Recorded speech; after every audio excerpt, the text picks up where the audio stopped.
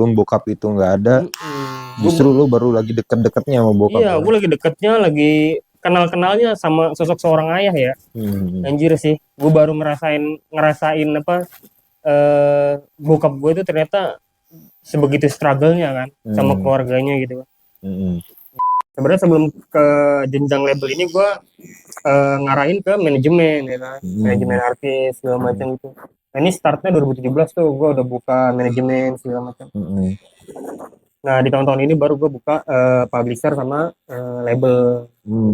Di tahun-tahun belakangan ini, iya. setahun 2 tahun belakangan ini ya. Bener beberapa kualitas yang sekarang lagi gue rasain banget.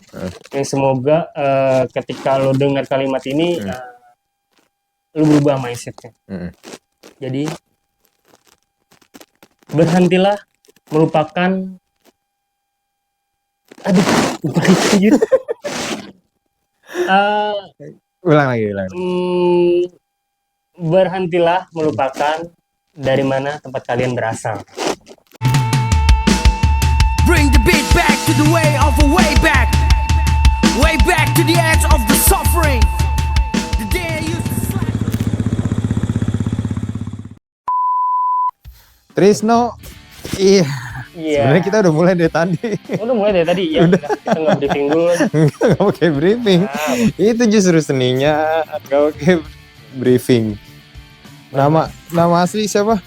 Trisno Mukti Wibowo. Trisno Mukti Wibowo. Gua kenal lo itu pas lagi nyukur ya, barber ya. Itu gue nyukur, akhirnya obrolan kita sampai akhirnya gue tahu tukeran Instagram dulu ya, Instagram. Terus gue tahu ternyata lo seorang manusia yang gila, lo nggak pernah capek, lo asli manusia yang nggak pernah capek. Gue selalu ngeliat lo berangkat pagi pulang tengah malam, dan yang lebih kerennya lagi dari lo tuh ternyata lu seorang produser juga. Produser atau apa sih sebenarnya itu?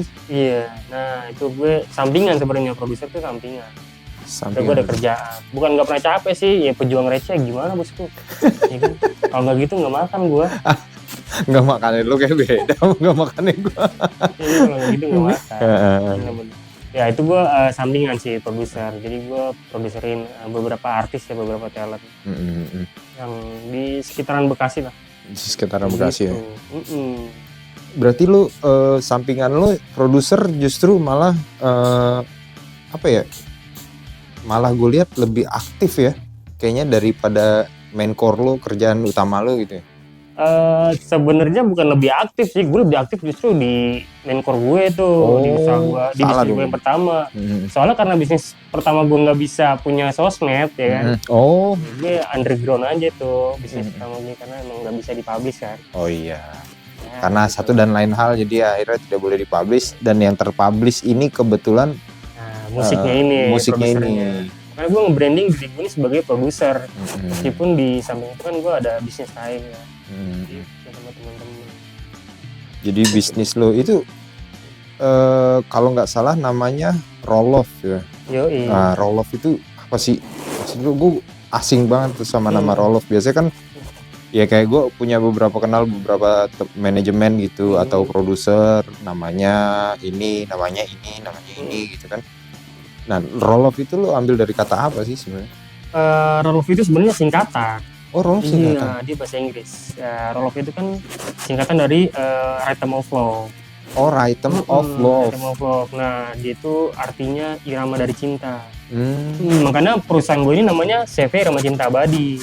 Irama Cinta Abadi. CV Irama Cinta Abadi. Yoi, bahasa Inggrisnya Roloff. Bahasa Inggrisnya Rhythm of Love. Disingkat jadi Roloff. Roloff Musik ya. Nah, Roloff Musik berdiri dari tahun berapa sih?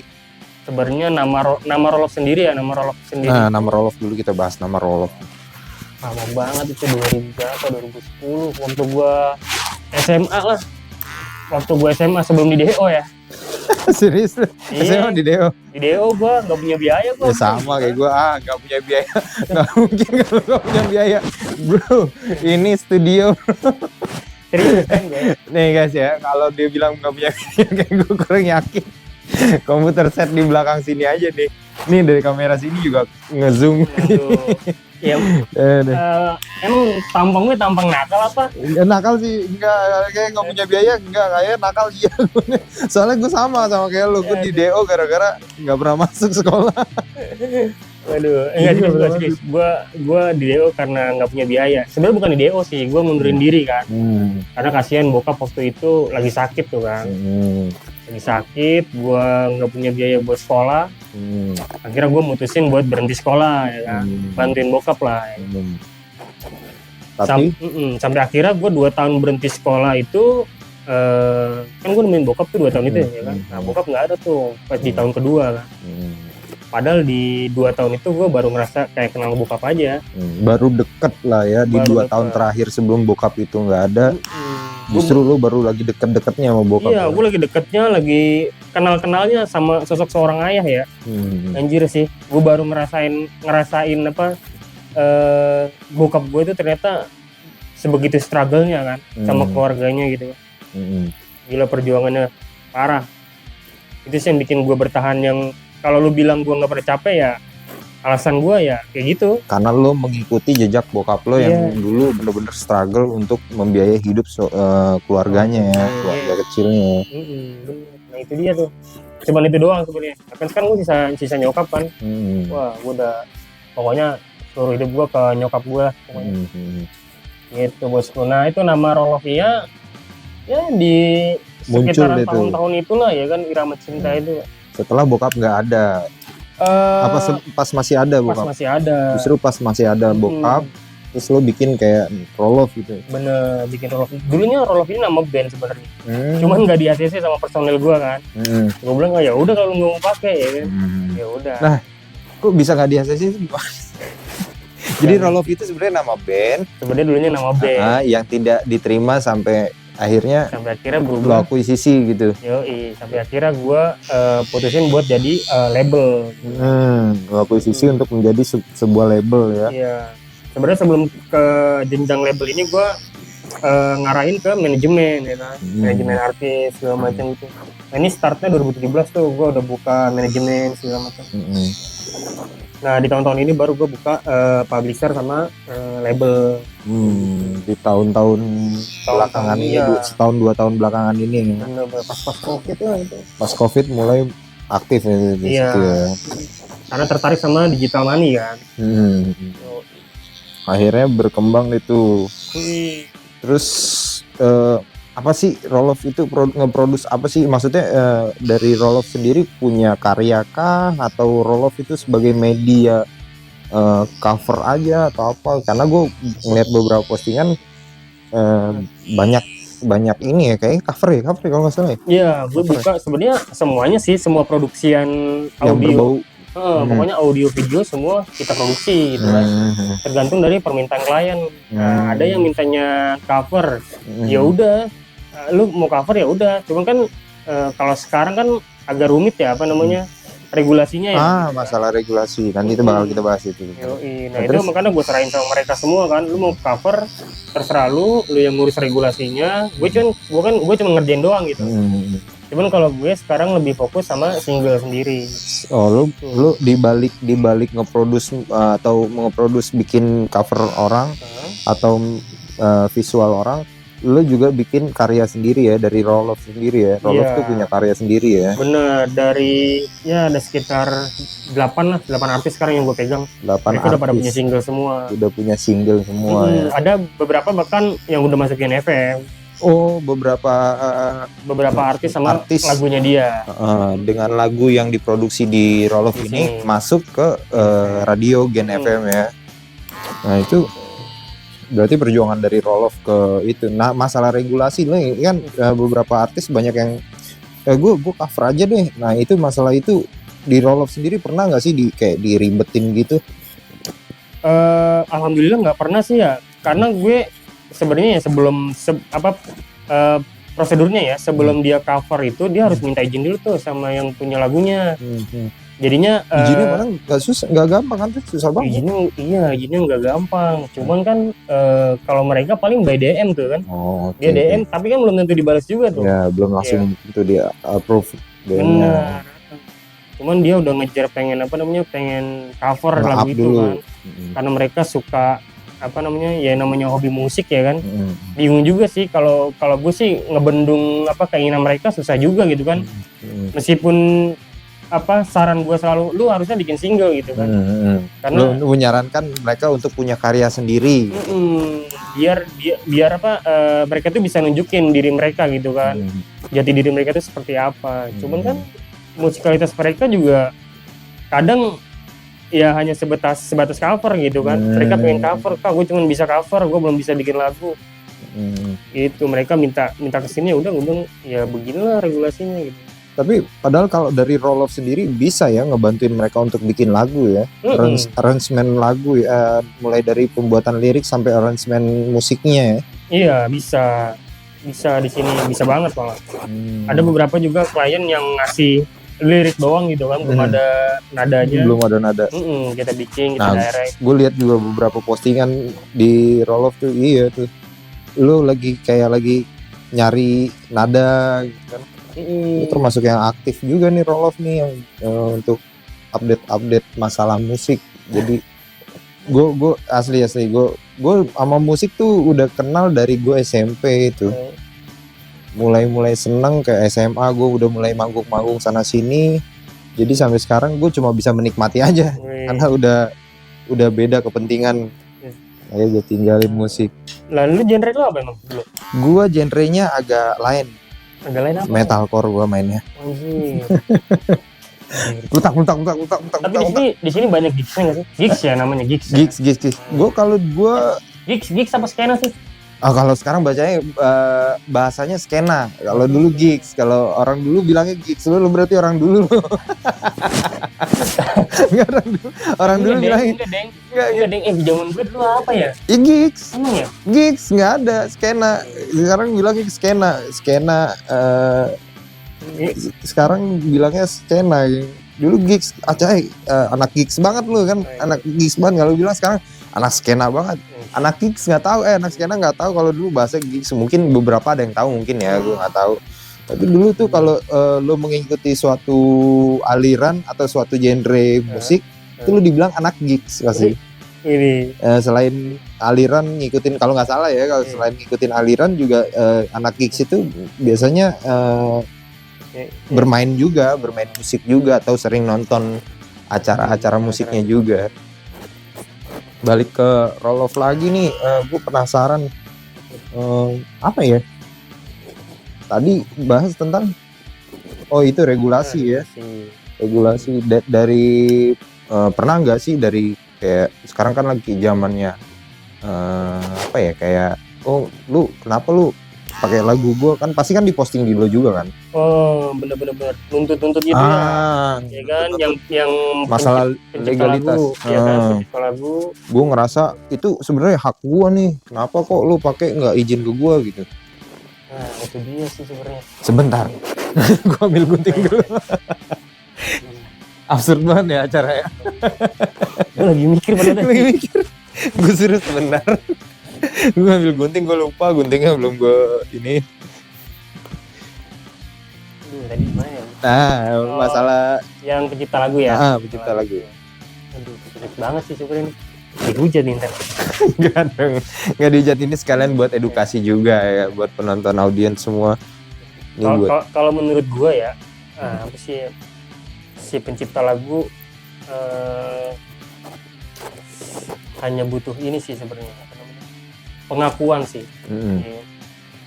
Pengakuan kalau dia tuh sebenarnya pencipta lagunya gitu kan. Dan mereka menuntut hak mereka gitu. Kalau menurut gue sih masih hal-hal yang wajar ya. Cuman yang bikin susah di Indo ini adalah ya tadi prosesnya kan. Proses pengakuannya itu kan, pengakuan misalkan contohnya nih pengakuan di atas stage deh ya kan. Oke, gue mau bawain lagunya ini nih, karyanya dia. Nah itu kan bentuk pengakuan kan di stage kayak kan. Secara lisan. Nah, yang bikin bingung itu sebenarnya pengakuan di dalam materinya gitu kan. Memberikan materinya. Nah, itu tuh yang belum mungkin ya belum ada ya. Cuman kalau nggak salah sih udah ada apa sih komunitasnya Aksi ya kalau nggak salah. Aksi gue belum pernah denger tuh. Kalau nggak salah Aksi itu ada Anji juga, ada Ahmad Dhani juga. Oh di dalam situ, di dalam Iya, Aksi jadi itu. IO itu yang pokoknya ada vokalis yang bawain lagu orang lain ya kalau nggak salah. Nah itu berkewajiban untuk membayar royalti ke pemilik lagunya, ke pencipta lagu. Secara komersil ya kita garis bawahi, seorang yang membawakan lagu salah satu karya band yang udah diakui sama Indonesia khususnya, secara komersil membawakan lagu itu harus membayar royalti kepada si pencipta lagu. Soalnya gue pernah lihat postingannya Mas Ahmad Dhani Prasetyo itu yang baru, kalau nggak salah baru ditransfer sama Judika, karena Judika langsung sounding bawain lagunya Mas Ahmad Dhani, 2 lagu kalau nggak salah, bawain 2 lagunya Mas Ahmad Dhani. Mas Ahmad Dhani posting respect di situ. Padahal kalau nggak salah Judika juga pernah sampai masuk ke RCM juga padahal. Iya benar. Nah dia bawain lagunya Dewa 19 ya. Iya, bawain lagunya salah satu lagunya Dewa 19 ya Pak De. Kalau lu pernah lihat kan postingan belum lama ini pokoknya kan. Mobil itu 2 lagu ya itu balik lagi sih. Ya itu kan tanpa sistem kan? Iya, tanpa sistem. Tanpa sistem. Jadi Judikanya kan yang ngomong langsung ke pihak Garuda ya. Garuda ya? Iya, pihak Garuda. Garuda bahwa kalau membawakan lagu ini ya kalau nggak salah ya. Iya, special request. Ya memang bukan kewajibannya Judika kan, kewajiban CEO-nya kan yang punya acaranya. Berarti Judika hanya menyampaikan ya bahwa kalau membawakan lagu orang lain itu ada iya pengakuan dalam materinya itu kan. Nah itu, sistemnya sebenarnya sih yang bikin, yang masih bingung gitu kan. Kalau Judika nggak ngomong atau pihak Garuda nggak bayar kayak gitu aja kan lolos aja gitu kan. Tapi nggak mungkin lah, kalau sekelas Judika pasti akan viral juga lah, pasti ada 1-2 orang yang upload bawain lagu ini, ngerinya kan, daripada nanti jadi rusak permusuhan kayak salah satu mantan anggotanya kan. Benar. Nah iya, cuman kan ya yang bingung itu yang tadi gue bilang tuh, sistemnya tuh nggak kayak apa ya, nggak kayak digital platform gitu. Kan kalau digital platform kayak misalkan YouTube nih ya kan, kita cover lagu orang nih ya kan, itu langsung ke split ke pemilik hak ciptanya. Oh langsung ke sharing gitu? Iya langsung sharing. Oh ada gitu. yang nggak bisa dimonetize. Nggak bisa dimonetize. Ya. Ada yang bagi profit. Oh tergantung kebijakan dari si pencipta lagunya. Bener. Nah itu sistem yang seperti itu yang di kita tuh yang belum ada kayaknya. Harusnya sudah ada ya. Harusnya di era kemajuan zaman kayak gini harusnya sistem gitu udah ada. Udah digitalisasi sih harusnya gitu kan. Ketika IO mau ngadain acara terus rundown lagunya apa aja, gitu kan. Cuman kalau rundown lagunya dikasih tahu, ya kan, jadi nggak surprise nanti tuh acaranya. Nah itu udah problemanya di situ. Makanya balik lagi ke kebijakan masing-masing ya kan. Kebijakan si pemilik lagunya, kebijakan yang bawain lagunya. Cuman kalau sepengetahuan gue ya, kalau di kafe-kafe kayak band-band biasa gitu di kafe-kafe kayaknya nggak kena ya. Nggak kena. Soalnya Mas Ahmad Dhani juga pernah bilang kalau lu cuman gue kalau band-band yang sorry to say ya, maaf ya kalau misalkan Mas Ahmad Dhani, ini statement Mas Ahmad Dhani, band-band kecil kayak sekelas band-band kecil gitu lu mau bawain lagu gue ada masalah. Cuman kalau lu udah gede dan komersil dan menghasilkan gede gitu, dia akan mempermasalahkan itu. Justru Mas Ahmad Dhani senang kalau band-band kecil, sorry ya, bukan menganggap band-band kafe itu kecil, bukan, band-band kafe lah ya, band-band kafe membawakan lagu Dewa. Ini kita bahas tentang statementnya Mas Ahmad Dhani. Mas Ahmad Dhani nggak ada masalah itu. Nah berarti kalau Roloff sendiri pernah nggak sih kayak lu pakai lagu gue nih dari artis mana gitu? Pernah nggak sih sampai di kayak gituin? Gue dari Roloffnya deh, karena kan bawain lagu orang.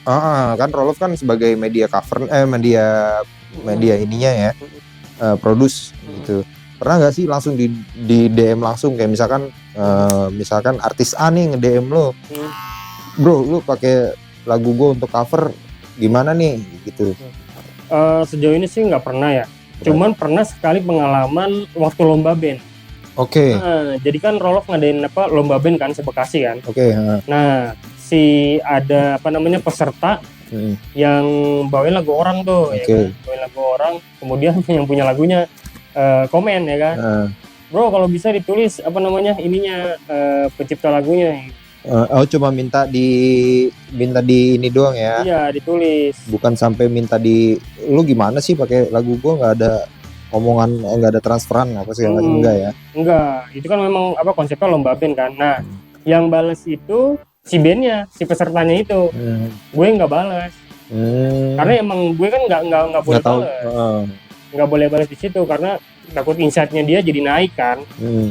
Jadi apa berpengaruh sama peserta yang lain gitu. Ya gue harus bersikap netral. Nah gue di situ bingung juga tuh kan, anjir gue mau komen apa nih? Ya kan? Sedangkan dia komennya di Iya. sosial media lu lagi, Iya, Instagram di lu komen lagi. gua. Nah, sementara gue nggak boleh komen ya kan, bingung tuh ya kan. Nah udah akhirnya si bandnya tuh kan, padahal gue nggak DM bandnya juga, nah, bandnya itu, pesertanya itu yang komen gitu kan. Udah kau udah disebut nih. Clear ya. Iya. Ternyata Roloff sampai buat acara musik juga tuh ya. Iya, gue bikin acara musik.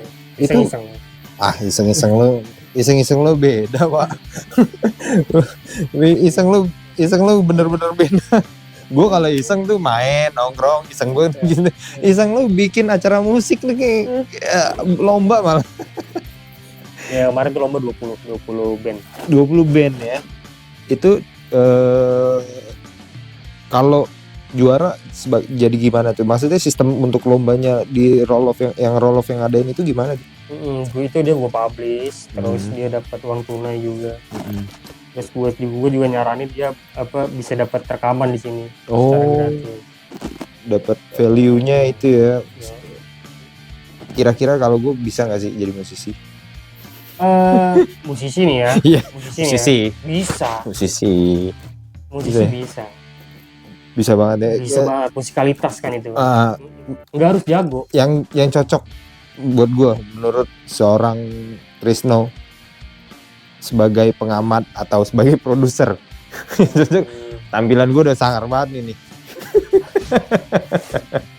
Cocok. Apa ya? Cocok nih. Tapi lu suka ini nggak sih? Suka apa namanya? Bikin lagu gitu? Gue sebenarnya lebih suka bikin anak.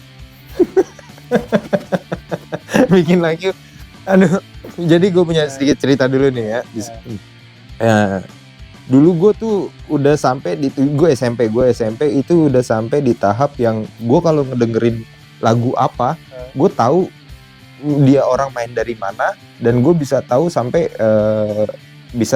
ke nyari lead melodnya gitu.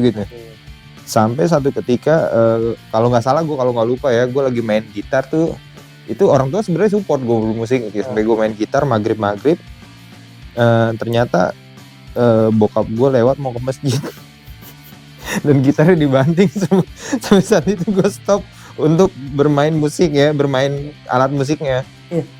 Terus lu berhenti? Saya berhenti total. Jadi gue sempat ngeband lagi di SMA itu sama sepupu gue, anak kuliah main metalcore. Itu gue bukan alat musik, nyanyi, karena metalcore nggak perlu suara bagus.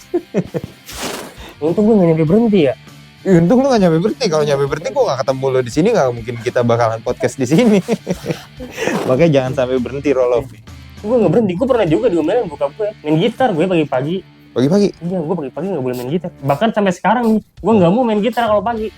Oh iya? Iya, gue anti loh main gitar nih pagi-pagi. Nggak boleh gue. Sampai sekarang loh. Sampai sekarang ya. Karena memang ujangan mungkin itu ya. Jadi kayak ujangan ya. Karena ngeri diomelin, padahal bokap gue udah. Aduh, gue mau bilang gimana ya, tapi ya iya juga sih, mungkin ada mungkin saat itu pas bokap masih ada, butuh ketenangan kali, tiba-tiba lu main musik pagi-pagi gitu, genjreng agak terganggu. Kalau gue kan lebih parah, maghrib. Orang waktunya masjid lagi azan, gue malah main gitar genjreng karuan. Nah terus udah sejauh mana nih Roloff nih, selain bikin ngeproduce artis, bikin lagu, terus Roloff bikin video juga kalau nggak salah waktu itu ngedirect video. Nah, gue bikin Lo sendiri yang ngedirect? Ada gue, kadang gue juga dibantu juga sama teman-teman yang direct apa video kayak video klip, terus film pendek, terus ada prokes. Sekarang gue juga lagi gabung sama radio Ruang Indie. Jadi memang tujuan pertama gue sih bangun Roloff ini mau Ini sambil gue potong, sorry. mau ngebangun komunitas band di Bekasi ini semakin maju gitu kan. Di semua lini genre yang ada di Bekasi. Tanpa harus pandang genre ya. Yoi, Pokoknya apapun. musik di Bekasi intinya lu pengen angkat dari Roll Off sendiri pengen ngangkat gitu ya. Bener-bener makanya gue kolaborasi sama radio kan untuk apa namanya riots gitu kan. Jadi dia di podcast di sini disiarkan di radio terus bisa jamming juga. Jadi dia dapat hasil ya. Lu tuh sebenarnya manusia apa bukan sih, serba bisa gue ya. Main musik bisa. Main musik apa ya? Gue pernah lihat lu main keyboard lu pernah. Drum. Main keyboard apa kita? Iya. drum lu pernah drum. Gitar lu gue udah nggak usah diragukan lagi. Bass juga sesekali waktu itu gue juga pernah lihat kalau nggak salah main bass juga lu. Apa sih dari lu kenapa bisa sampai semahir itu gitu? Yang ngebuat lu akhirnya bisa, gue harus bisa semua alat musik nih, apa sih? Distract lu pasti harus punya, nggak harus sih, pasti lu punya punya pandangan sendiri. Gue ngefans sama ini nih, ini karena ini. Siapa sih artis yang lo kagumin sampai akhirnya lo bisa semua alat musiknya gitu? Nah, itu dia gue. Sampai sekarang gue masih bingung. Masalahnya keluarga gue juga nggak ada yang suka musik, nggak ada yang bisa main alat musik. Serius? Iya. Gue juga bingung. Nah, lu bisa alat musik dari? Nah, gue belajar. Sendiri? Les. Ada les. Gue les gitar. Dulu pernah les keyboard, cuman berapa bulan gitu. Terus les vokal. Terus les sound engineer. Dulu sih sound engineer gue. Karena sampingan gue selain sekolah dulu ya, di SMA itu ya, sebelum kelas 2, sebelum DO. Itu gue jadi sound engineer. Itu sampingan. Ya, gue nyari uang jajan aja kan dari apa. Nge-crewin di panggung gitu. Nah, kebetulan gue dapet guru yang baik kan. Akhirnya gue dikasih mixer sama dia kan, suruh pegang mixer buat bikin kue. Iya. Mixer musik di ya, atas panggung. dikasih mixer akhirnya untuk lu buat ngulik ya, belajar ya. Iya, gue buat ngulik. Terus kadang pas lagi apa namanya event juga gue yang suruh megang kan. Anjir, gue masih bocah banget itu. Kacau. Berarti lu terjun di musik bener-bener dari SMA berarti itu berapa? Fokusnya di SMA ya. Sebelumnya SMP udah ya, SMP udah, cuman fokus banget di musiknya pas semenjak lo lulus lebih cepat dari teman-teman lo. Gue nggak enak kalau bilang DO. Cum laude. Kalau orang kuliah bilang cum laude. Jadi lulus lebih cepat daripada biasanya orang-orang sekolah 3 tahun bahkan lebih. Ini 3 tahun nggak nyampe. udah keburuan dari ya, tapi gue alhamdulillah nggak nyesel ya. Kenapa ya? Aduh, jangan deh, karena lu pada terinspirasi. Enggak buat audiens gue semua udah smart semua. Jadi ya memang apa ya, mungkin ini jalannya kali ya kan. Ya tergantung gimana kita menghadapi situasi itu kan. Kalau gua mungkin dulunya kecewa gitu kan, gua kenapa sih gua berhenti sekolah, kenapa sih gua nggak kayak mereka kayak gitu kan. Mungkin gua bakalan jadi nggak bakalan jadi apa-apa gitu kan. Tapi kan di saat itu gua tetap struggle gitu kan. Ya nggak apa-apa lah, gua nggak sekolah tapi gua harus bekerja gitu kan. Ya udah apa aja gua kerjain segala macam sampai sekarang. Gue ngurus reklame kan. Jadi gue pengadaan reklame, terus maintenance, terus perizinan reklamenya. Nah sekarang gue jadinya pegang beberapa BUMN sama swasta untuk pengurusan reklame, dari mulai bikin, terus maintenance sama perizinannya. Iya, itu gue sebenarnya apa ya? Mungkin ini buah dari nggak nyesalnya gue DO waktu itu ya kan. Mungkin kalau gue nyesel ya. Tapi terpuruk aja gitu. Tapi tetap tidak dibenarkan ya, maksudnya sekolah itu tetap penting ya. Iya, apalagi kalau ada biaya ya. Apalagi lu kalau udah males sekolah enggak, lu mau jadi apa? Kalau bosku ini Pak Trisno ini, Mas Trisno ini dia nggak sekolah tapi masih struggle untuk sana sini warawiri sampai ketemu gongnya kan. Nah itu dia, gue juga kan nggak sekolah bukan karena kemauan gue kan, karena emang keadaannya sekolahnya gitu aja kan. Yang nggak mau terima lu kan. Bukan kemauan lu. Emang sekolahnya aja nggak mau ngeluarin beasiswa ya. Gue ranking 1 loh. Serius tuh? Iya gue 3 kali. By the way lu berapa bersaudara sih? Gue 5 bersaudara. 5 bersaudara dari 5. lu? Kok gue 5 bersaudara dari 5? Lu gimana sih? Enggak lu. Enggak tahu lu gimana?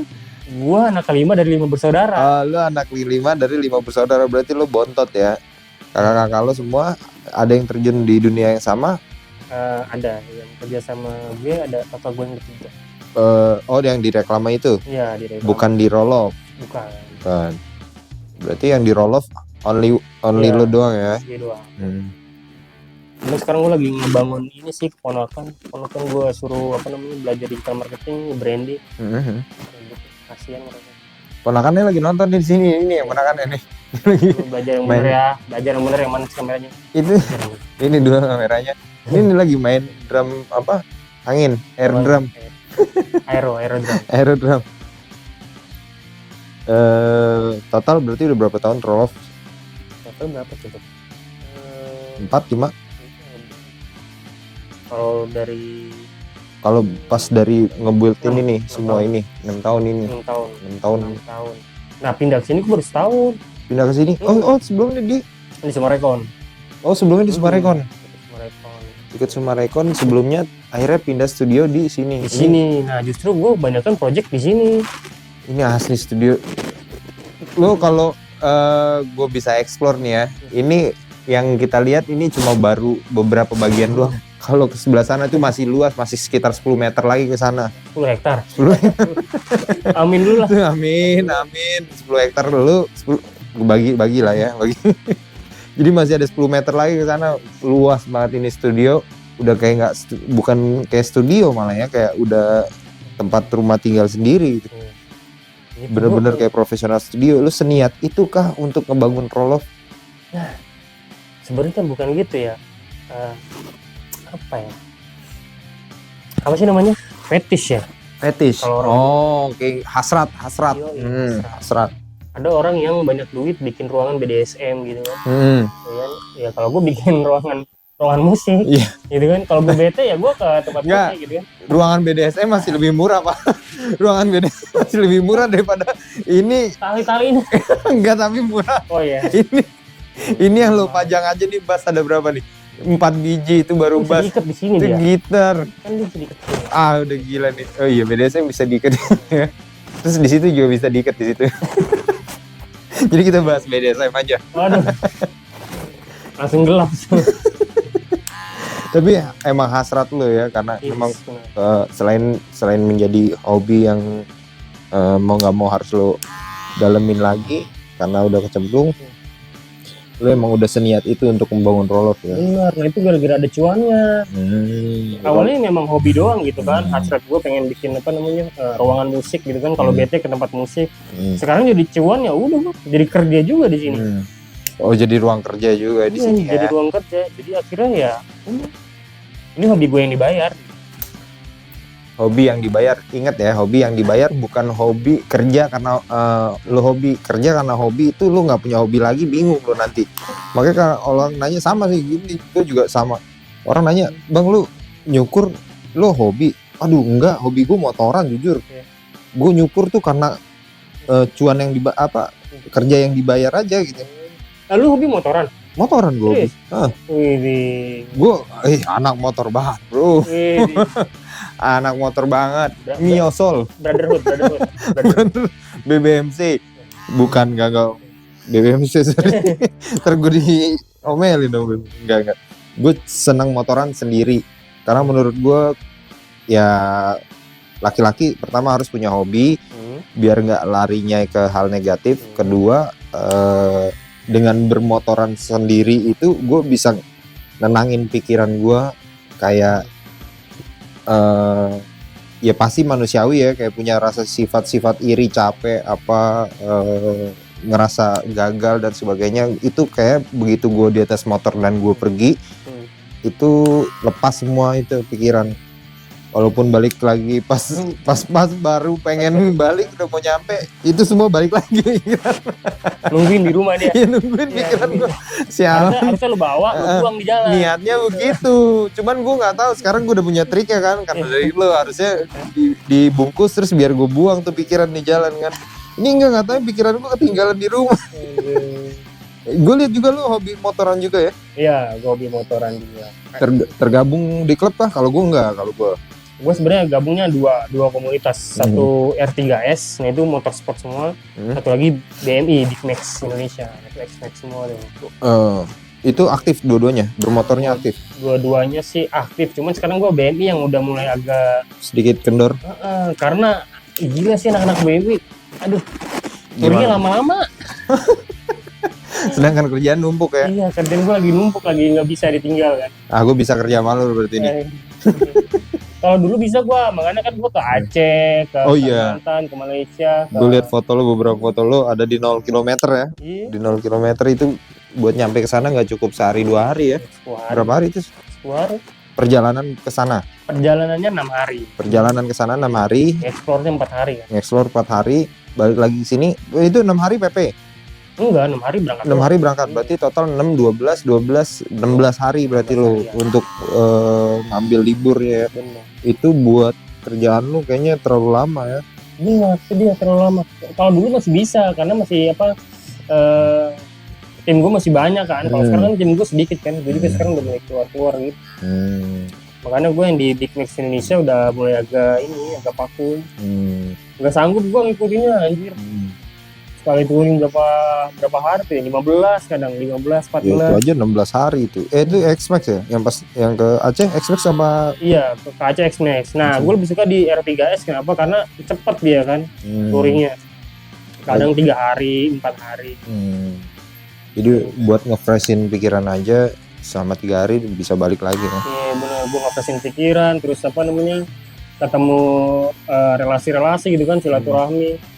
Karena memang kebanyakan kerjaan gue dari teman-teman semua tuh, teman-teman motor gitu. Dapat kerjaan dari mereka. Banyak apa ya, informasi dari teman-teman. Pokoknya banyak teman, banyak rezeki lah. Oh benar, gue sepakat kalau itu. Sebentar gue ngambilin kaca dulu buat lo. Ini podcast apa ya? Di hold mulu ya. Podcast gue bentar-bentar di hold. Sambil gue kasih lihat dulu hasilnya. Oke. Udah sesuai? Oh, gue gembukan ya? Alhamdulillah dong, lo gembukan. Berarti cocok semuanya. Kerjaan cocok, lancar. Terus udah menua nih gue tuh. Iya lu menua karena di jalan kayak. Ada istilah kan tua di jalan. Lu kebanyakan di jalan. Nah terus balik lagi ke roll off nih gitu. Apa yang bakal lu lakuin sama roll off ke depan? Ke depan yang gue lakuin sama roll off harus lebih ikhlas sih sebenarnya. Karena gue lagi mengalami akhir-akhir ini ya, setelah gue pindah ke sini lagi mengalami cobaan yang bertubi-tubi ya. Anjir. Mungkin Tuhan lagi sayang-sayang. Itu pokoknya ya udah, pokoknya gue harus lebih ikhlas aja gitu kan. Harus lebih kerja ikhlas. Dalam artian kayak di roll off kan ada roll school tuh kan. Gunanya buat ngedukasi teman-teman yang mau berkarya di dunia musik gitu. Kita bikinin roll school segala macam, kita produserin segala macam. Kadang ada juga beberapa orang yang udah kita support kayak gitu, cuman jadinya hilang menceng sih nggak apa-apa, tapi kan hilang kalau ngejelek-jelekin kan bingung juga kan. Itu ini lagi yang bahaya justru yang lagi lo hadapi ya, salah satunya ya. Salah satunya itu, makanya gue kayaknya sih gue kedepannya harus lebih ikhlas lagi sih, harus mencoba bekerja lebih ikhlas gitu. Kalau masalah target segala macam sih Roloff tetap ada. Karya akan membuat karya lagi kah dalam waktu dekat Roloff? Oh iya pasti, kita lagi join sama Swarasa. Maksudnya Swarasa lagi bikin produce album di sini, Swarasa. Kemudian ada Kaman Party, satu vokalisnya, cuman tinggal sendiri dia.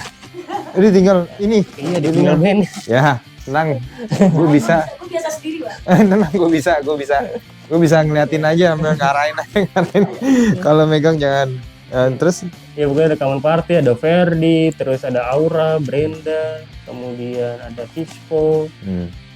Itu project-project ke depannya. Iya, pokoknya targetnya tahun ini 5 album lah buat 5 album berapa?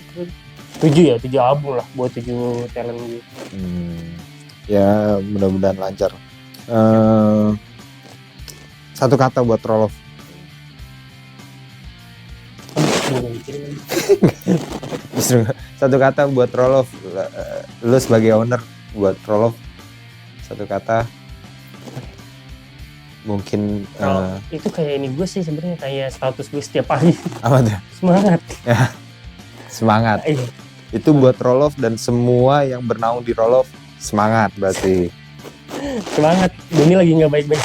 Ini lagi nggak baik-baik saja, Aduh. dia lagi kacau, jadi harus tetap semangat. Roloff kita udah bahas semua, mulai dari apa sih? Udah bahas semua ya? Lu mau bahas apa gitu? Kayaknya cukup nih. Ya, Gue udah dapat informasi kita tentang. bakalannya di part 2 aja kali ya. Nah, kita next kurang-kurangnya gue bakalan tambahin di part 2.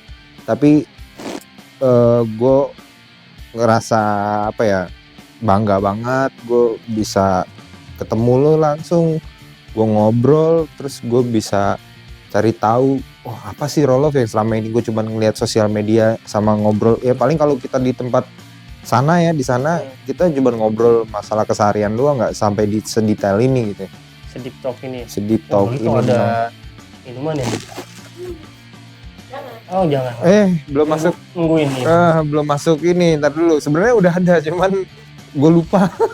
Mungkin kurang banyak kali nasinya. Beng. Ayo yang banyak yang mau sponsorin. Oke. Yang mau sponsorin banyakin. Sebenarnya udah ada, cuma gue lupa. Gue tolol. Nanti langsung aja Langsung dikasih aja. videonya. Langsung gue kasih videonya. Oke. Pokoknya apapun ya, sponsor berarti lu open apapun ya sponsornya. Apapun Makanan. mau untuk makanan, minuman ya. Plus money gitu. Nggak perlu harus uang, yang penting lu bisa sponsor gua supaya terus tetap berkarya, terus berjalan terus. Terima kasih banyak. Dan gua jangan lupa pakai Suicide Anthem, karena Suicide Anthem ini apparel yang paling, kalau gue bilang paling mengikuti zaman. Suicide Anthem keren nih. Sponsor harus disebutin. Oke, satu kata buat nggak usah satu kata. Wejangan buat anak muda di luar sana yang ingin belajar musik atau berkarya di musik, jangan. Jadi sebelum kita closing statement, ini udah di ujung, udah di ujung. Jangan, justru podcast gua nggak ada pikiran sama sekali. Oke. Nggak gue briefing sama sekali. Apapun ya, gue punya satu kalimat sih yang sekarang lagi gue rasain banget. Yang semoga ketika lo dengar kalimat ini, lo berubah mindsetnya. Jadi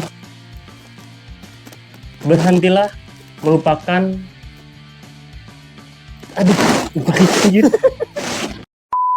Berhentilah melupakan dari mana tempat kalian berasal. Sepakat. Jadi buat teman-teman, jangan pernah lupa dari mana kalian berasal, dari mana kalian tumbuh, karena dari situlah kalian bisa sampai di titik itu. Itu maksudnya, Mas.